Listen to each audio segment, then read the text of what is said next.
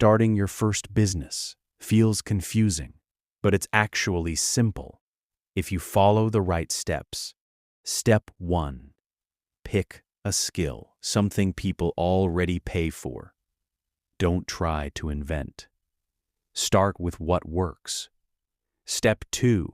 Choose a niche. Don't target everyone. Pick a specific audience, because focused businesses grow faster. Step 3. Find a problem. Your business is not your idea. It's the solution. Find what people struggle with. Step 4.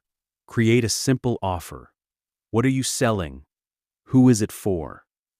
And what result will they get? Keep it clear. Step 5. Get your first client. Don't wait for perfection. Reach out. Offer value. Start small. Step 6. Deliver real results. Make your client happy, because results bring referrals.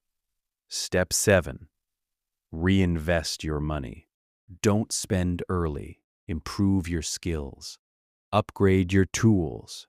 Step 8. Build systems so your business doesn't depend only on you. And the final step, stay consistent, because success doesn't come fast, but it comes to those who don't quit. Starting is hard, but once you begin, everything becomes clear.